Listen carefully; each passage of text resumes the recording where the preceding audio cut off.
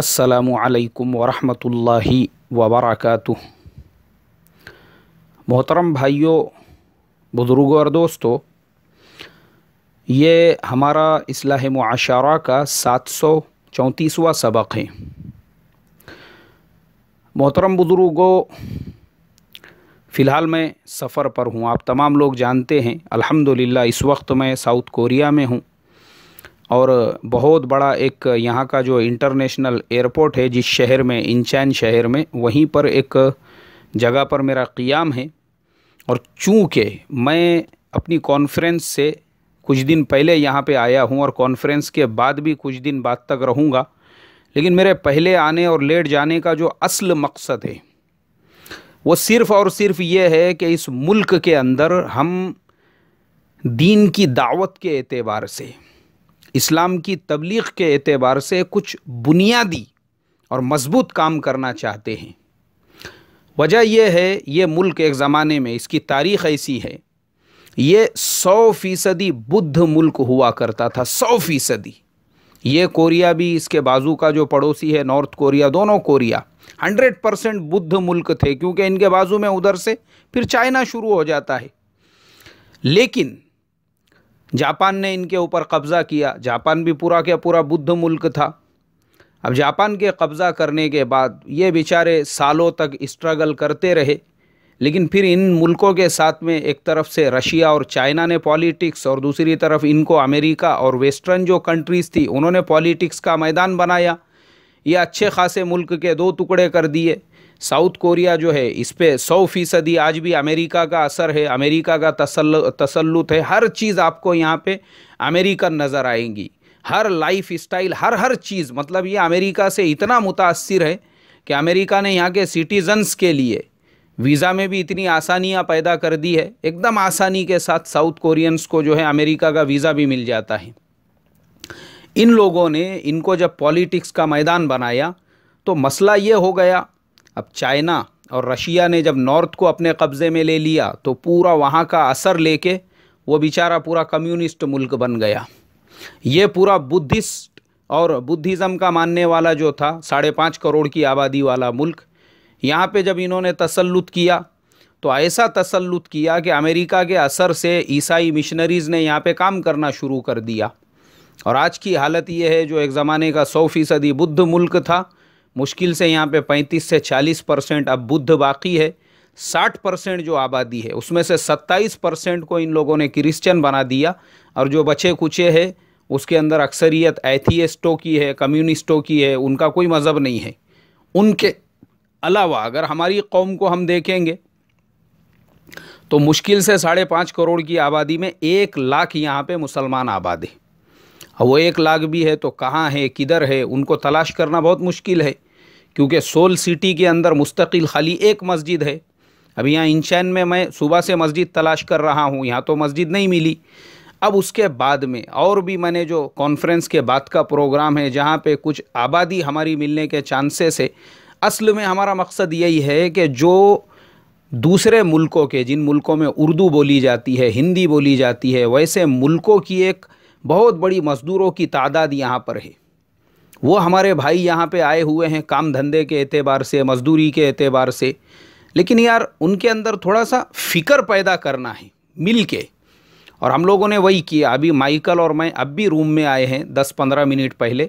उससे पहले हम लोग फजर के बाद से मुलाकातों में निकले हुए थे, तो हमने वही किया। हमको जहाँ जहाँ पे भी पता चला कि हमारे उर्दू हिंदी बोलने वाले किसी भाई की मोबाइल की दुकान है या होटल है या वो वहाँ पे काम करते हैं, हमने जाके उनमें वो फ़िक्रे पैदा करने की कोशिश की है।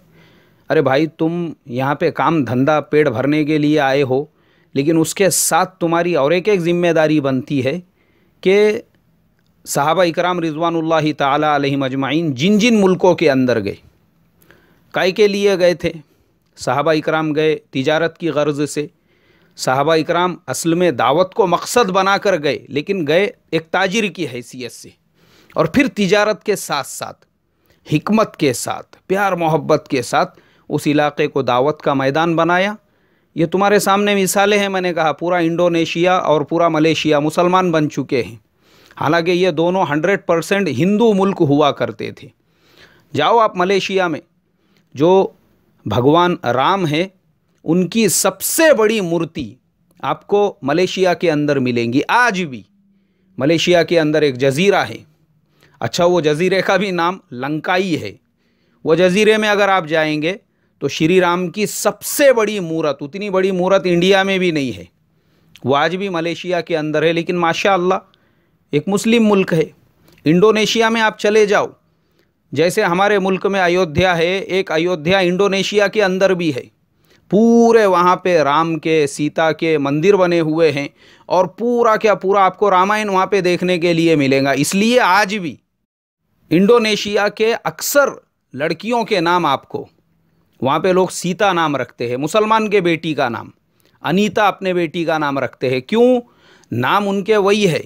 हालांकि माशाअल्लाह दीन के एतबार से बड़ी बड़ी मस्जिदें हैं और पूरे मुल्क के अंदर इस्लामिक कल्चर है। आज पूरी दुनिया का सबसे बड़ा मुस्लिम मुल्क अगर कोई है, इंडोनेशिया है, माशाअल्लाह मलेशिया है, कैसे मुमालिक है।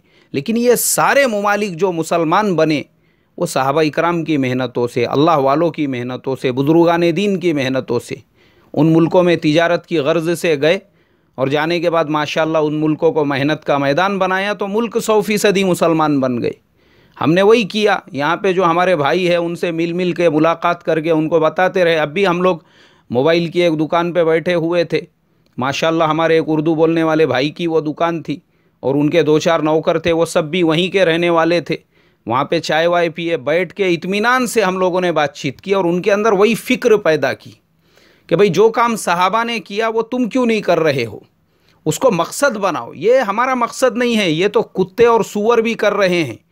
ये खाना पीना, ये सुबह से शाम तक पैसे कमाना और उसके बाद मर जाना सब छोड़ छाड़ के, ये तो जानवर भी, वो भी हमारे जैसी ज़िंदगी गुजार रहे हैं। फिर हमको कुरान में अशरफुल मखलूक़ात क्यों कहा? फिर हमको क्यों कहा वइज़ क़ाल रब्बुका लिल मलाइकति इन्नी जाइलुन फिल अर्दी खलीफा? हम खलीफा जब है तो कुछ जिम्मेदारी भी तो है ना उसके साथ में हमारी।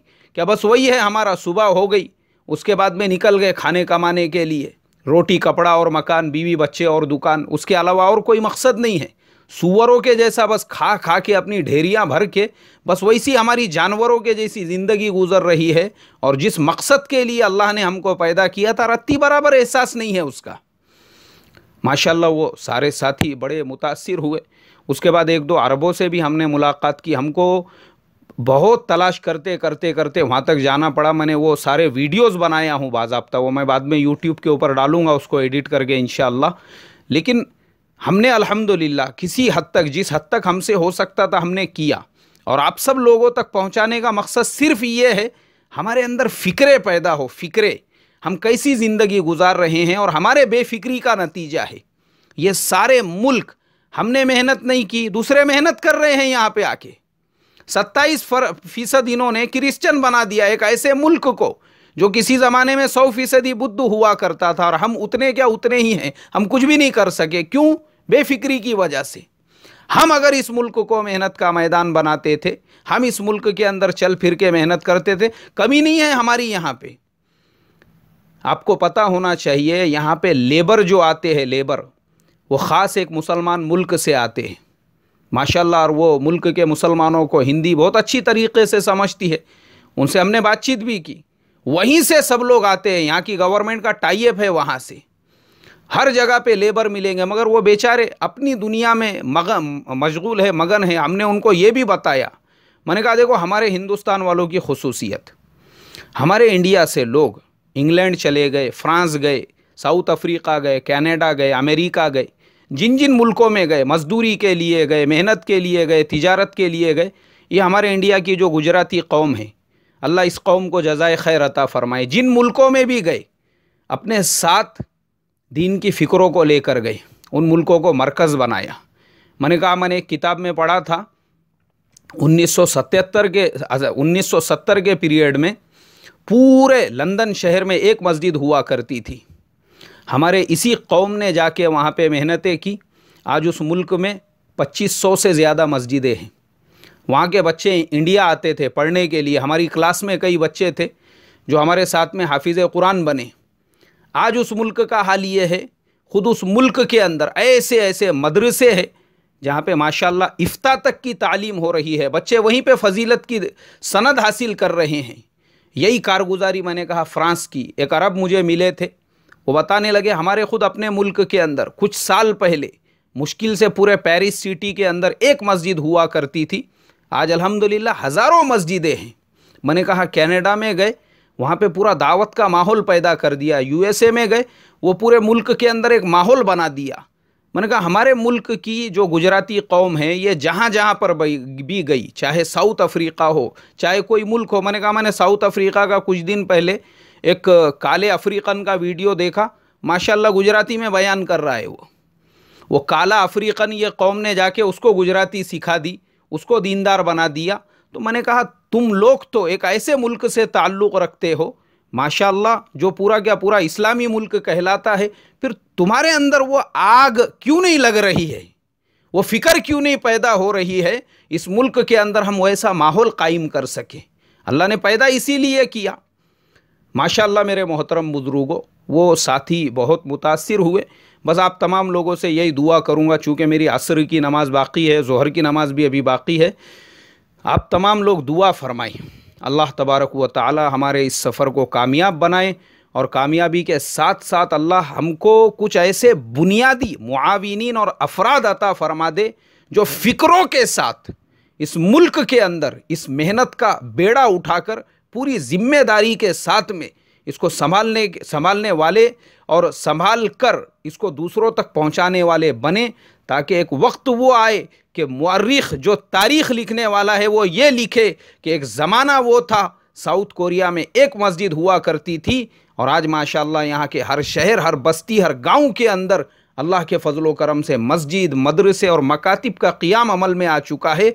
अल्लाह तबारक व तआला खैर का मुआमला फ़रमाए और इस मुल्क को ईमान और इस्लाम से सरसब्ज़ व शादाब बना दे। अस्सलामु अलैकुम व रहमतुल्लाहि व बरकातुहू।